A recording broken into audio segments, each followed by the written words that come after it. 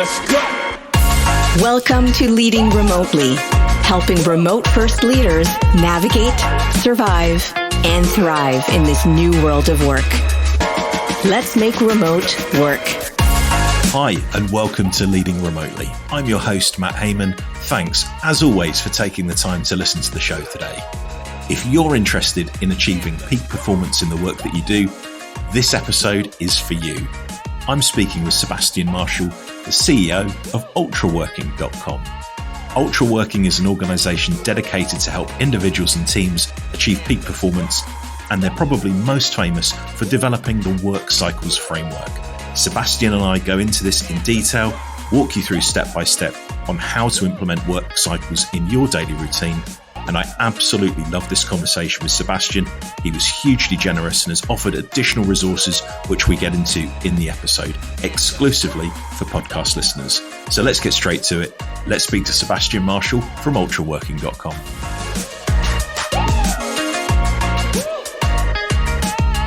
Thank you. I'm doing exceptional. Very excited to be here. Fantastic. We always start with a bit of an introduction. I think it's important for the audience to know a little bit more about who you are and what you do before we jump into the main focus of the podcast. So why don't you kick off and just give us a bit of an introduction to you? Sure. I'm the CEO of Ultraworking, and, it came out of really an obsession that I had for very many years of like what leads to peak performance. And there's some qualitative things that are very personal, and then there's all kinds of quantifiable, objective things. So I did some things that I don't advocate for other people. We build much simpler technology than this, but I track my time down at the 5-minute block for multiple years in a row. For instance, I'm like, where's this time go? Like some people get a lot of stuff done. And then other people are like, they're trying real hard, but things don't get done. And I'm like, well, I want to be one of those people who gets a lot of stuff done. So I would do stuff like that and kind of learn from it and dig into the numbers and review it every week, and got interested in, a bunch of statistics stuff, a bunch of operations stuff. And, I'm not going to bring the full nerd geek arsenal, but that's the type of stuff that I'm into. And then we try to make it, unlike a lot of people that are into this sort of thing. I recognize not everybody wants that. A lot of people are like, hey, I'm pretty happy with how things are going. But around the edges, hey, if there's some low-hanging fruit where I can get more enjoyment, more productivity, less stress, get stuff done easier. So we build things into technology like that. We don't go to the super advanced, crazy stuff, but that's what I love. And then we simplify that when we bring it into more consumer and business technology. Fantastic. I don't know how I first came across the concept of ultraworking or work cycles in particular, but it has been genuinely transformational. There's a lot of hyperbole on these shows when you get people on, but genuinely, I wanted to get you on because it has radically transformed the way that I work day to day. So firstly, a big thank you. And also just to tease up what we're going to get to later in the show. So thank you for that. Do you get feedback? Do you hear that a lot from people around work cycles in particular and the impact that it's had on them? Yeah, a couple things. Work cycles lights is the other one that people like a lot. We built a habit tracker lights that some people like a whole lot. Yeah, and work cycles in particular is, we run, you can run work cycles solo, right? Or you can run them in a group setting. And we have free events from time to time where we'll do 4 hours of live work cycles. You can come work with us. And then, we'll do that over at the Work Gym, which is a paid service that we have. And yeah, I mean, very often people are reporting, no blowing smoke here, a bunch of otherwise pretty stoic, research into biotechnology type people are like, wow, I was like 400% more productive, on it. And it's possible, 400% as a side note, it's getting 2 days of work done in a half a day, right? Which we've all done from time to time. So the question is, how do you get there more often? Work cycles isn't the only way. It's not the only thing I do. I work in other mediums and other forms besides that. But yeah, it's a way to sit down and have a really reliably good work session. Excellent. We're going to come to that. We're going to explore that in detail. I mean, its beauty is its simplicity in a sense, but we will get to that. Before we do, I want to just sort of zoom out for a second. And obviously, this is the Leading Remotely podcast. The people who are listening are generally leading remote teams or remote first or hybrid teams. I just want to get your take because I know you've worked remote for a very long time. Is that right? Yeah. So we had a hybrid base structure where some of our team was remote and we had a home base for a number of years pre-pandemic. Then once the pandemic hit, we were full remote, whether by choice or not, after that. And similar for me as well. I mean, I was working remote for 10 years prior to COVID. So it was kind of, for me, it was a continuation of the norm.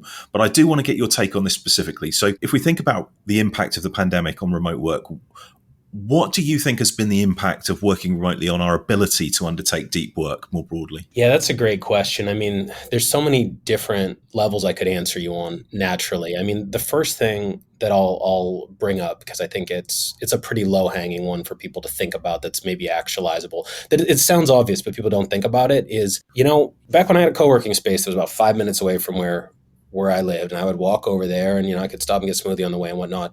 I had a context shift where like I'm at the office, and if I was playing Counter-Strike at the office, I was screwing around, and if I was playing Counter-Strike at home, I was still screwing around, but it was defensible, right? And that's gone. You know what I mean? So it's kind of like, you go to bed at 11 o'clock, at your desk, your chair, your couch, whatever, you're on leisure time. You wake up in the morning, maybe you have those tabs open, you go sit in the exact same spot that you were wrapping up with leisure and looking into the night before. So I don't know that that's the biggest thing that shifted, but I think that's one that's so obvious, but maybe people haven't noticed it, is we don't have that context shift. I think the people that have home offices are really, really lucky. They have a big house. They go into the office when they're working and they leave the office, they're not working.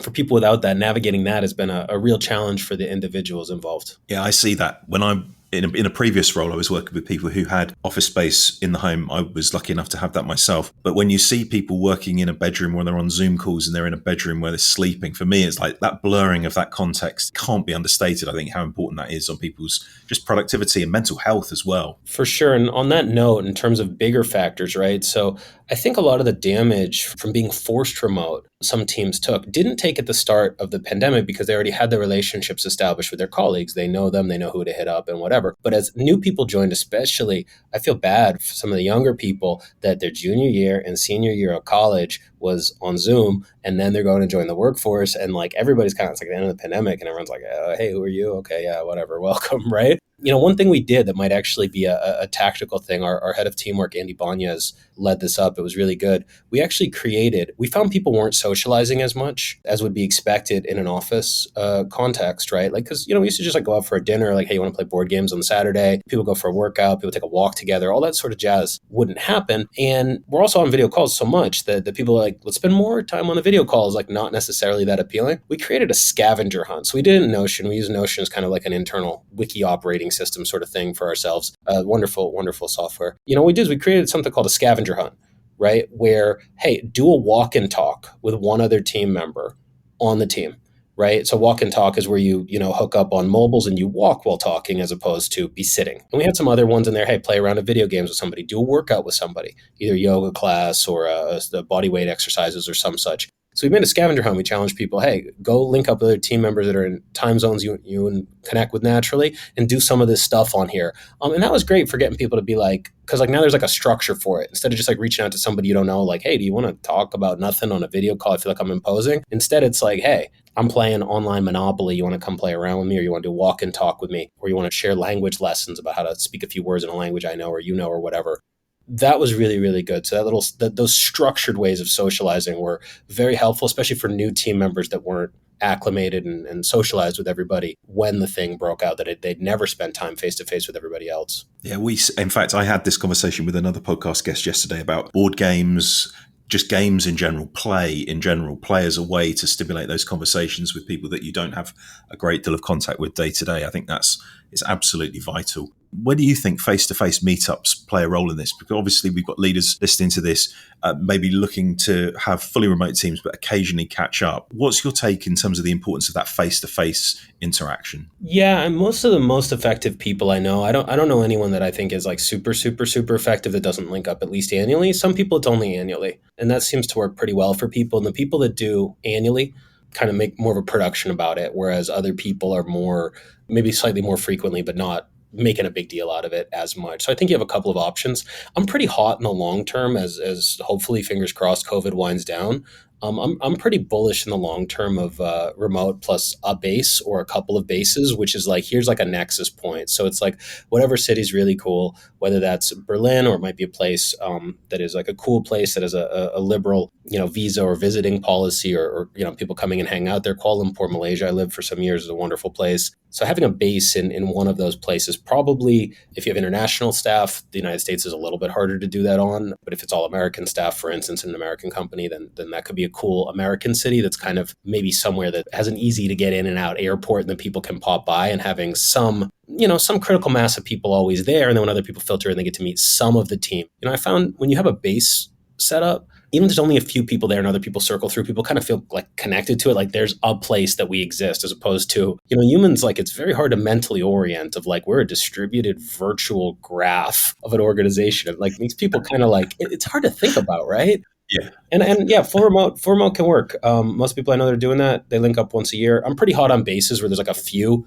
core team members in one zone, and then other people can kind of come visit from time to time. And then I think if you do that, then everybody's swinging through the base city once a year, even if it's not all at exactly the same time, is probably okay. And you probably don't need to have that major retreat. You still could, but I think either of those could kind of scratch that itch. Yeah, and our base is Berlin, really. That's where the majority of the team are. And so that is where people fly into, and we do catch up face to face, ideally once a quarter. And I find that hugely refreshing, just reinvigorating to have that face to face time and then go off and work fully remotely. So I'm totally agreeing with you there for sure.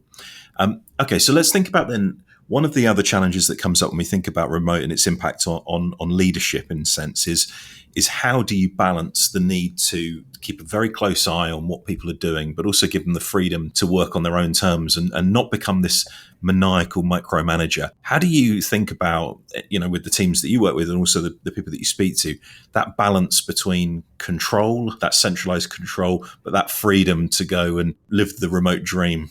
Yeah, I'm glad you asked, because I've gotten this wrong, and I've only gotten it wrong in one direction. Some executives have gotten this wrong in both directions at various times. I've gotten this wrong in the too liberal, too autonomy. Wait, why isn't that thing right? I've gotten it wrong in that direction, which again wouldn't happen when you had FaceTime with a person, because you're like, oh hey, whatever happened with that thing, and then it's just kind of like, if somebody's kind of like off the grid, or if they're only in a meeting that other people are in, it doesn't occur to you or whatever. So this was actually an issue for us with like, it would never take out a top project. It would never take out a big deal thing. And then there's like some stuff that's like trivial that just like happens in real time, or even who cares if it doesn't. Hey, I'll look into this thing, but it's like very speculative, whatever. What we did, and it was a game changer for us, is we actually built, and it's not as easy as it sounds, it's not a magic bullet, but at one point we said, hey, a lot of like medium-sized details are like falling through the cracks for us, like medium-sized stuff, not the big stuff, and like the little tiny stuff can get sniped in real time. So we said, hey, we want to get to a point, because for us, it wasn't just about management and control and things like that. It was really about integrity, right? Integrity is when your thoughts, words, and actions match. And I'm like, hey, we're losing our integrity. We're like saying we're going to do some stuff and then not doing what we say. Do you know what I mean? And that's like bad for business, but it's also just like bad for your soul. Like it's just bad. And it makes people feel bad. People want freedom and autonomy, but they don't want to like make a pledge and then not live up to it. Then nobody wants that. That feels really bad, right? And then people want to kind of like avoid, I don't even want to talk about the thing or think about the thing, and like it sucks. So what we did, we had a wonderful transformation. Andy Banya's teamwork, who I already mentioned, Lee Knowlton, our CTO, myself, and some other people on the team contributed. We really sat down and thought about it, and we said, hey, we want to have 100% unbroken agreements. Unbroken doesn't mean necessarily shipped on the original date, because you could have estimated wrong, or a disaster could come up, or a bigger opportunity could come up. But we never, ever, ever want to have the deadline of something roll by, or something somebody said they're going to do just not happen quietly. That's like really not okay, right? So we built an agreements tracker.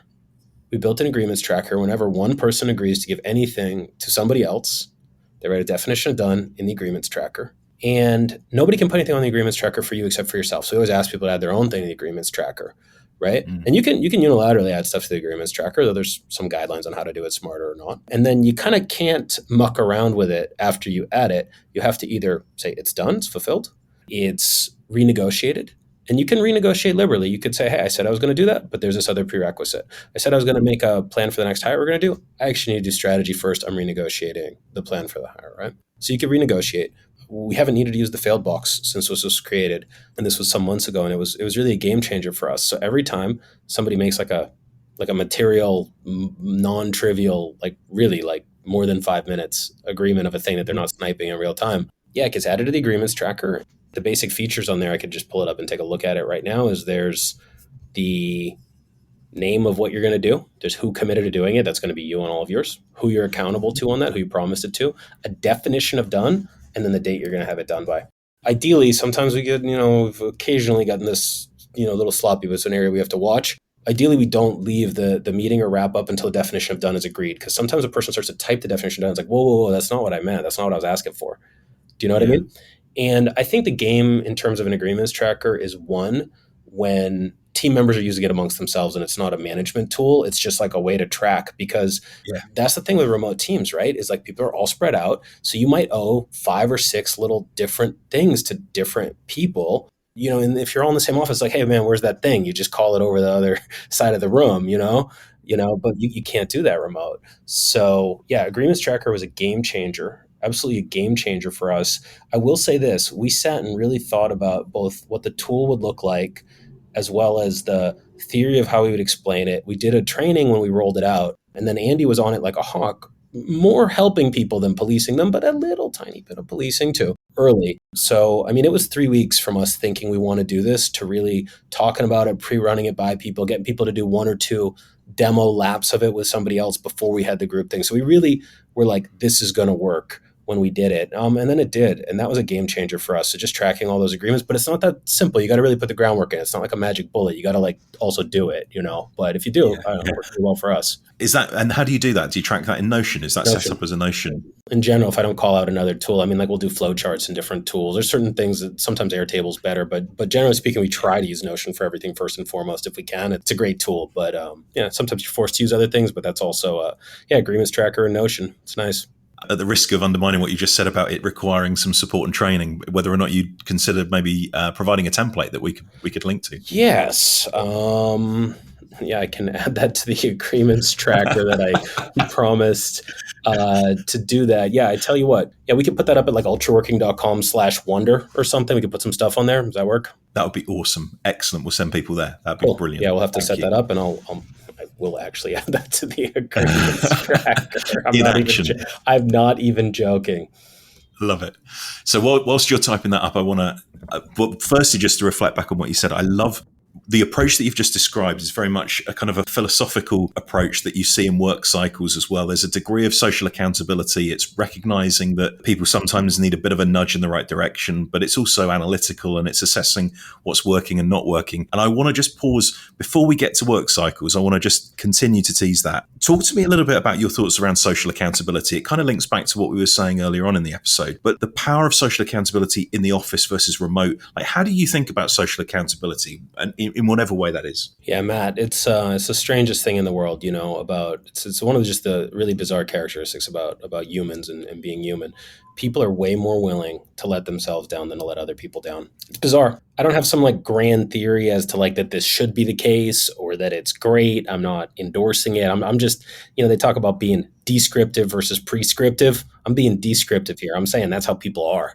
So it's like you're like, hey, I'm going to go to the gym. And then it's like you look outside and it's like raining and it looks cold. And you're like, right? But if you're going to the gym with your buddy, you're like, well, let me go to the gym. Like you don't even really, maybe you don't even want to go to the gym that much. You just don't want to let your buddy down, right? And like doubly true if you're going to teach a younger person how to weightlift and you're going to help them, you know what I mean? Then you're really going to trudge through sleet and snow and not have this young person that you were going to teach some lifting form to waiting on you at the gym. So it's funny. We'll set a goal and we'll let ourselves down. We'll blow our own goal off. But the minute that there's another person looking at you and saying, hey, how's that thing going? You won't blow them off. Well, here's what's really interesting, right? Obviously, that's the case with, all kinds of deadlines, collaborations, and things like that. And sometimes, by the way, this is why, various researchers and artists collaborate is because when they're solo, they just, they're like, whatever, I'm just going to screw around today. But what's really super interesting is it can be tapped into, as simply as shooting a text message to, a loved one, a family member, a friend, just somebody that's cool that wishes you well. And it's like, hey, on Friday, I'm going to send you the new song that I composed, or I'm going to give you the new business thing, or give you the mock-ups of the website I did. Would you just take a look at those and call me out if I'm not getting it through to you, right? That'll work. And this has some implications in other settings too, work cycles and when we do live work cycles being one of them. But yeah, it really just stems from that idea. People are far more willing to let themselves down than other people. The vast majority of people are like that, myself included. So I'm not putting anybody down, right? And so, hey, all right, if that's how we are, if that's our biology and our neurology, hey, let's just work with it. Let's harness that and make something happen from it. Hey, it's Matt again. Do you lead remote teams but struggle with spontaneous communication and collaboration? If so, I'd like to invite you to check out our platform, wonder.me, a virtual workspace where teams can connect, collaborate, and grow, working side by side from anywhere. For a limited time only, podcast listeners can use the discount code LRP30 to get 30% off your first 3-month subscription or annual plan. Head over to wonder.me, start your free trial today, and use the discount code LRP30. Now, back to the interview. We've got to get into work cycles. I think now is the perfect time to do that. So if you can, lay out work cycles, what they are, how they operate. Let's just go into a bit of a deep dive on work cycles. I'm fascinated to hear from you how you think about work cycles. I could give you the whole long story of how it got invented and stuff, but I'll give you the. I'll just jump to the 2/3 of the way through the race. So basically, it's like this, right? There's dozens of best practices around work that are basically universally agreed to be best practices that every now and then you want to deviate from, but some of them really not, right? Mm-hmm. And they're the right way to do things, and most people don't do almost all of them. And sometimes fixing one or two of those that you're getting wrong, right, is the difference between having a very successful work session and not. If you layer on following as many of the best practices as possible, you're in pretty good shape. So I'll give you an example. Everyone's like, well, a best practice around work. Yeah. What we do when we do work cycles is before we sit down to work, there's a very short template that is highly designed, by the way. We went back and forth on every single word on there and every single thing in there that could be in there. And that's version 3.3 or something. So we're tweak. It's exactly kind of laser precise. I know it looks like, oh, look, that's so smart. Yeah, thanks. No, it looks very considered. Yeah, we spent time and then iterated on too, right? But there's a question on there how will I know it's complete? I'm not looking, I could pull it up and look at it, but I think it's how will I know it's the work is complete, or how will I know it's complete? That's a best practice is 19 times out of 20, and somebody always wants to raise their hand and be the exception of I come at it wildly and then figure it out. Okay, great. I grant that, and I'm aware that there's cases, but most of the time, if you're working on a paper for your PhD thesis and you need to deduplicate your data, and then you need to process the data that's you want to know what complete for that work session looks like. Most people, as crazy as it sounds, do not define what a successful work session looks like before they get started. They don't. They're I'm just going to work on my thesis. They sit down, they say, what am I doing? I don't know. I guess there's the data, but maybe there's this. And then they're well, let me start rereading. I guess I should check the citation. You just kind of get lost in the forest. And then at the end of the day, maybe you got something done and maybe you didn't. Whereas if you said before you got started, how will I know this is complete? All right, I've got this messy set of data that I downloaded from government sources about the water pollution levels or whatever, right? And I'm not really looking forward to it, but I do have to deduplicate this data because it's part of my fundamental research. So what does it look like? I'm going to get the one data set, then I'm going to go through it, and I'm going to look for every time that somebody typed the wrong column in, then I'm going to fix all of those, then I'm going to clean that up, and then I'm going to format it in a nice table that could go in a research paper. Then at the end of the session, you have a target that you either hit or you didn't, and you're far more likely to hit it, and you'll also know if you did or didn't. So there's always best practices before you get into work and work cycles. So we look at, are there any risks, right? Could be internal, procrastination, distraction, aversion, boredom type stuff. They could be external. Plumbers come in, the kids are coming home from school, you might get interrupted by somebody. And you can pre-decide what you're going to do with risks in advance. So sometimes the plumber's coming, right? Are you going to get back to work while the plumber's there? Or are you going to supervise them? You can kind of pick in advance most of the time. People don't. If your kids are coming home from school, right? You're going to want to greet them and be a good parent and make sure they got a snack and they're good and such, right? But, at that point, what are you going to do when you transition getting them back to work? You're trying to wrap up before the kids get there, or are you going to spend 20 minutes with them and make sure they get set up and then come back? So you can kind of pre-plan and anticipate these sorts of things, right? So we do that. The first time you do work cycles, it might take a little longer, but after you have a bit of practice in it, 5-10 minutes of setup in the beginning where you're really being analytical and you're kind of taking the puzzle apart and you're making it a winnable game. And typically the typical amount of time spent doing work cycles is 4 hours. That's the default block. And it really works. If you do high cognitive work without any breaks, typically, for me, I'm usually soaked after about 2 hours. I could do 4 hours of work cycles pretty trivially. I do 8 to 10 sometimes hours in a row. And it's really no big deal because then in the work cycles format, we work for 30 minutes, then we take a 10-minute break, right? 30 minutes, 10-minute break. The 10-minute break's not all a break, though. It's not all a break because during every one of those 10-minute breaks, you say, what do I want to achieve in the next 30 minutes? How will I get started? By the way, that's the most common cause of procrastination that's easy to fix. which is not how you're going to get started. As dumb as it sounds. So it sounds so stupid, right? It sounds so obvious, right? It's like, oh, I need to deduplicate this data. How will I get started? All right, I guess I got to go through and look at everything they're named and like highlight on the spreadsheet everything that's named wrong. Yeah, that's the answer. But when you're like looking at it and don't want to do it, like, right? All right. And then we also rate every 30 minutes our energy and our morale, right? So by energy, I don't mean this in any sort of metaphysical way. Energy is the best word we have for the kind of aggregate. Are you well slept? Are you hydrated? Have you eaten? And then morale is, do you want to be doing the work you're doing and your general mood, right? Because a lot of times someone says, I feel bad, I can't work. And I think one of the most important personal effective skills is when you feel bad, being able to separate, is this a biological issue, or biologically are you fine and it's more of a motivation emotional issue? People don't detach those, right? Because like, look, sometimes people are trying to like get positive thinking going when they're like dehydrated. It's like, you don't need a positive thinking, you just get some water. You know what I mean? Take a power nap if you're really exhausted, Yeah. right? Or whatever. But if you are hydrated and well slept and it's 10 a.m. and you slept fine last night and you had a good breakfast and whatever, and you just don't want to be doing the work you're doing, that's when you cut it up smaller, talk yourself into it, do a little positive thinking, whatever that might be. So doing that after every single cycle, we analyze it, optional debrief at the end. If you do that in our software headquarters, you can also get your graphs and visualizations and charts and stuff over time. As you do more and more of them, obviously the first time you do it, you get whatever. You see a few hours, but over time you can say, here's your most productive and highest hit points of the day, highest success rates of the day, and here's when you miss targets and whatever. So that can be kind of neat. But yeah, it's a pretty good way to get things done. It's incredibly simple. The way you've described it is super interesting. I want to come back to one of the things around setting how you know when a piece of work is done.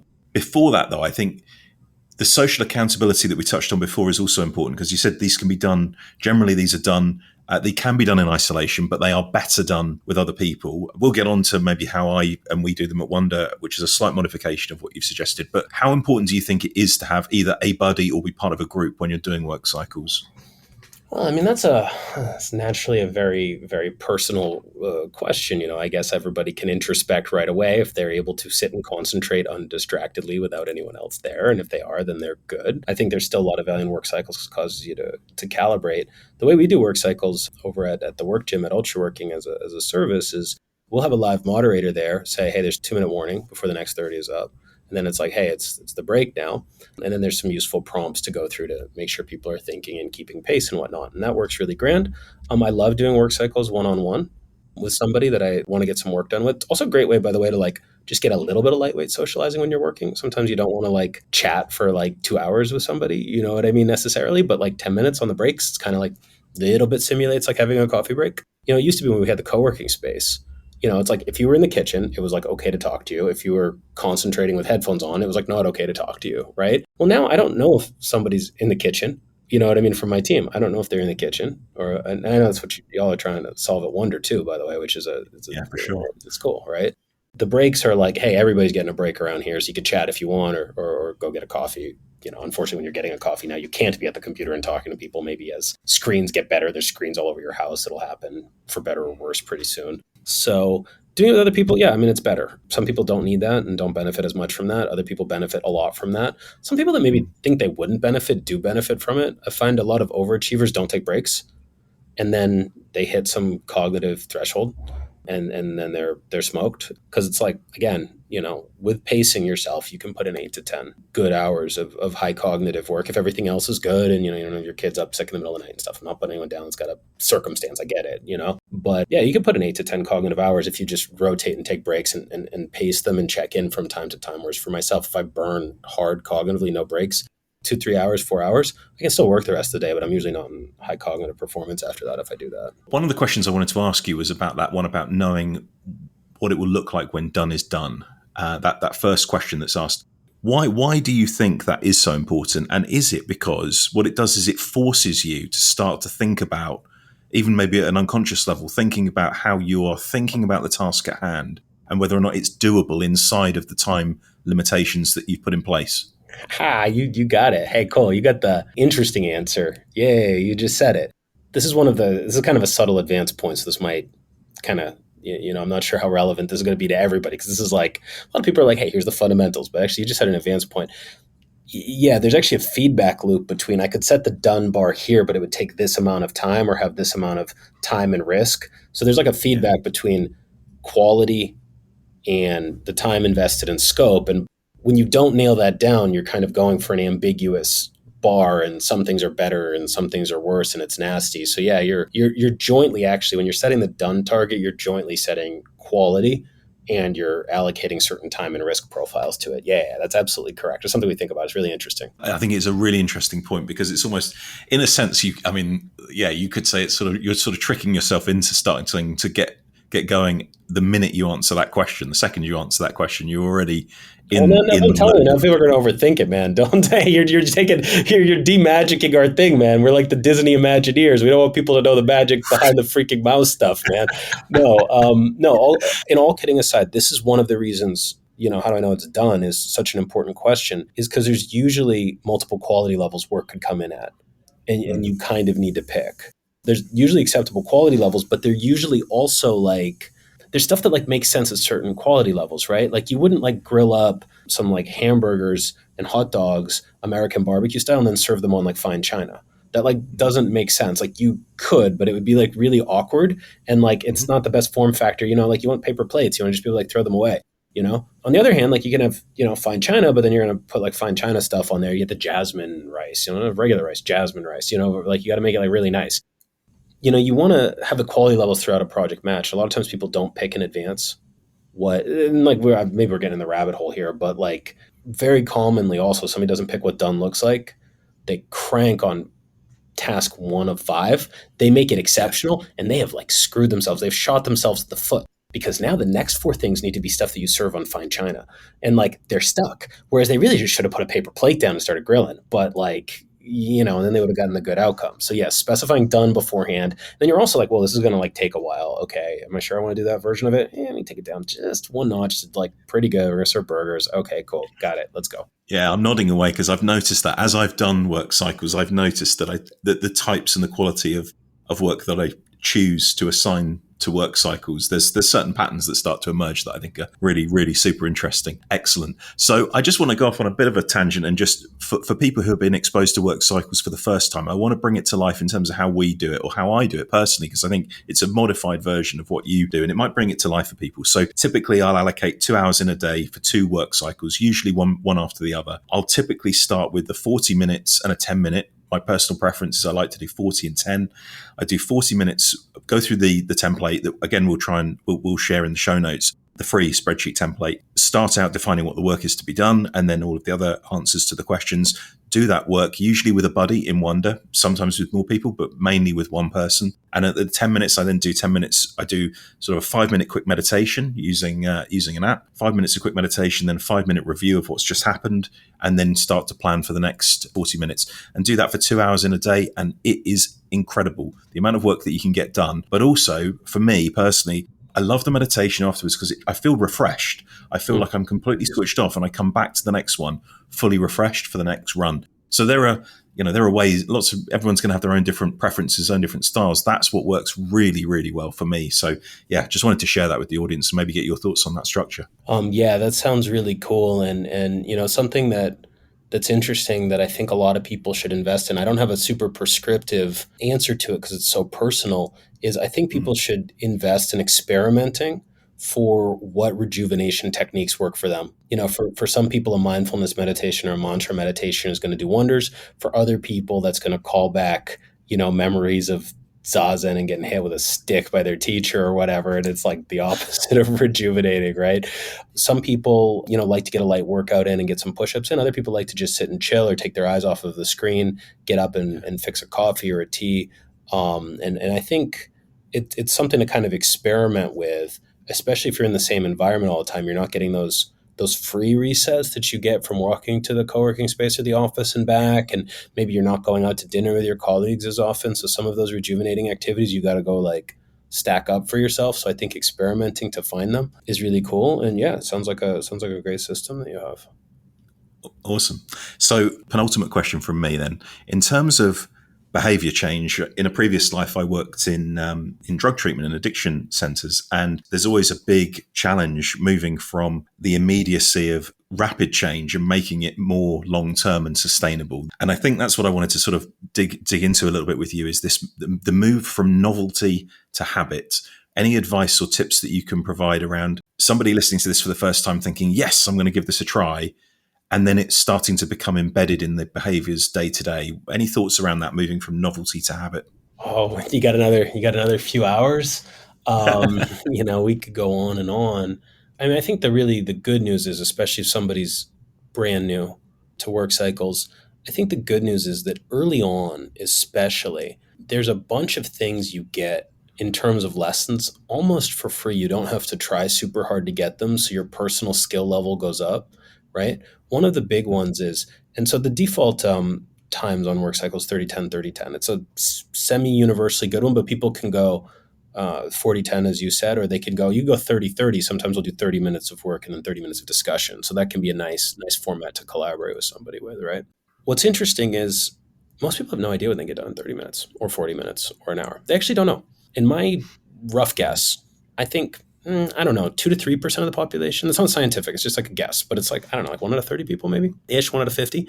Naturally has a time sense where they just know, like if I walk down to the corner store, that'll take me 4 minutes to walk there and I'll get the bread and the checkout will be between this and this and I'll be back in 17 minutes. Like, there's people like that. There's not many, but there's like some people like that have a super genius sense of time. Almost no one has this. And if you don't have this, you don't have it at all. Do you know what I mean? Unless the person worked in stage management and theater, where they're like helping people get in and out of costumes. So they have to be really tight on time, or they're in the military, or they're in logistics, or something that's really tight on time. So, for free from work cycles, you get, here's what I can get done in 30 minutes, or whatever time allocation you use. I recommend 30, but 40 in your case could be good as well. And then you'll actually know, hey, here's what I can get done in 30 minutes. That sounds like a no big deal, but it's actually like a big deal. Because a lot of times people get frustrated because they're like, okay, I'm going to do these 8 things. And it's like, no, you're not. Like, no, mathematically, you're not. You want to get those 8 things done in 30 minutes. That's, 4 minutes, 3 minutes, 4 minutes. It's like, no, some of those are going to take longer than that. So you learn over time. And that's really, really good. Because I think a lot of the frustration early is, so work cycle is just a great format that gets you following best practices. But a lot of the frustration with work is, a lot of times people get frustrated. I really feel, Matt, a lot of times people get frustrated when they're doing good work, just the results aren't coming as fast as they thought. They had a misconception, right? Mm-hmm. And estimation is one of the worst ones. There might be a great project that takes 6 hours and you think it's going to be an hour and a half. So you're an hour and a half, you're 2 hours and you're 3 hours, and now it took twice as long as you thought. You're still not done.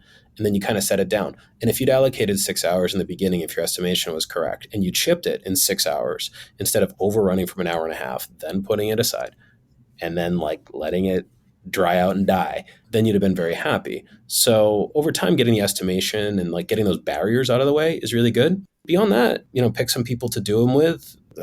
Pardon me, you seem like you've actually helped people establish all of this stuff from the ground up. I think I should be turning this around. You're being a gracious interviewer. You alluded there that you have maybe some answers. What made people stick with it when they were coming out of those desperate circumstances? It sounds like you've thought extensively about this. I think with any behavior change, it's repetition. It's repetition that's key. And I think acknowledging the successes of completing a work cycle is really important. When you're working with a work buddy as well, I think taking time to reflect on how well it's gone or not, but if it's gone well, that you amplify that and elongate that positivity that they feel. But I think with any behavior change, it's repetition that really makes it become moving away from just a novelty. And sometimes that is having a buddy there on those moments where you think, oh, I don't know if I fancy doing a work cycle today. Is having that person there to go like, come on, this, you always seem to do well when we do them. I think bringing somebody along with you on that journey is really, really important. But I think now where I'm at and the length of time I've been doing it, it's built up its own momentum. I can do them quite freely by myself, but I recognize that they work far better when they're with somebody else. So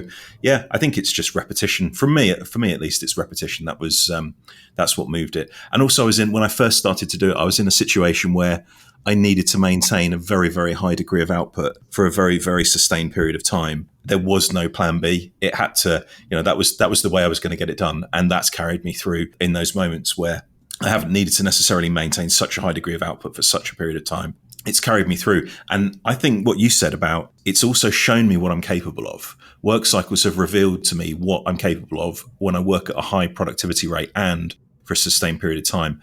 and also allow me to quantify exactly how long it takes me to do certain tasks, like edit the podcast, for example, is a good one. I know almost to the minute how long it's going to take me to edit a podcast down. And I know that if I want to get that job done over a couple of maybe 2-3 work cycles, I know exactly how many it's going to take. And that in itself is very reassuring. And I like that. It doesn't sound that sexy. See, anybody that doesn't have this won't get how cool this is when you actually know how long things take. And you could be like, okay, if I'm not screwing around, here's exactly how long. Like, you can like build a life very reliably, because a lot of times people get in like this creative thing and they're like, I guess it'll take an hour or two. And like, you don't know. And then it might run over. Do you know what I mean? When you're like, hey, here is how long this class of activity takes.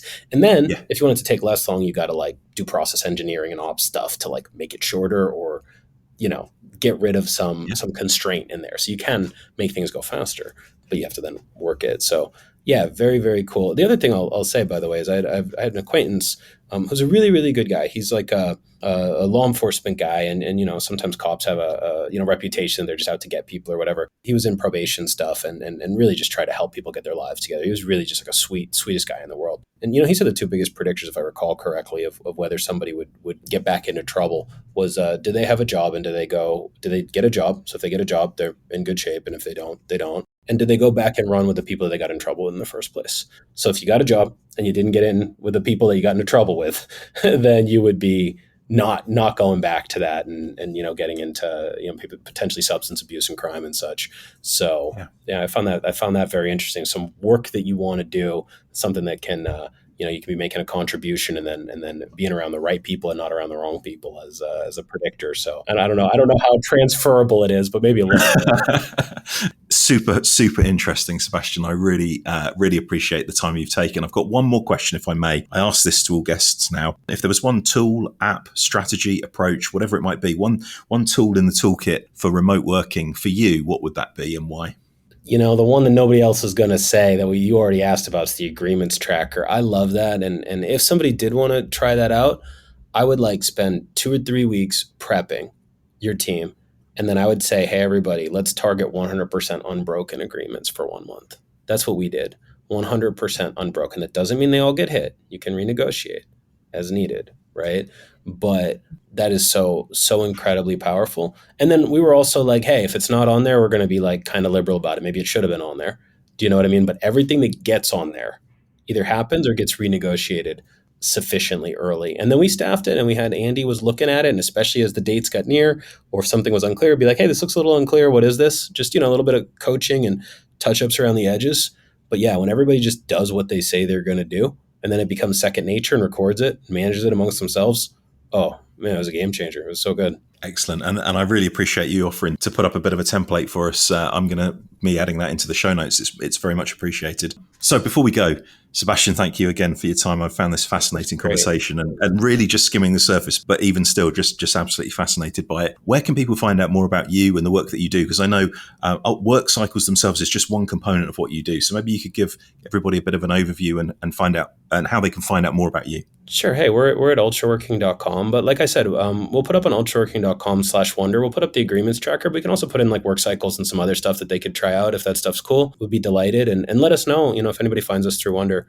And Matt, you know, hey, let us know. I think it's probably kind of kindred spirits, so the type of people that would like your stuff and ours. So yeah, excited to get to know anybody that comes through Wonder. They can also shoot an email, Sebastian@ultraworking.com. I'm getting better and better on email. So I started adding that my email doesn't get a week out of date to the agreements tracker, right? So I do a new one every week. I add it. And so since then, I'm never 7 days out of date on my email since then, which is a miracle. I get a lot of email. But yeah, people can shoot me an email. I'd love to hear if they liked anything from the show, have any questions. Yeah, this was a delight, by the way, Matt. This is just really wonderful. Well-prepared interview covering a lot of really interesting ground, and then you've thought a lot about all these topics too. So I just had a blast, man. This was really great. Thank you. Likewise, if we get the chance to do it again, I'd love to do that. Sebastian, thanks again for your time, and I'll speak to you soon. All right, thank you. Be well. Let's go. Thanks for listening to Leading Remotely. For show notes, resources, or to discover how you can make remote work for your team, head over to wonder.me. That's wonder.me.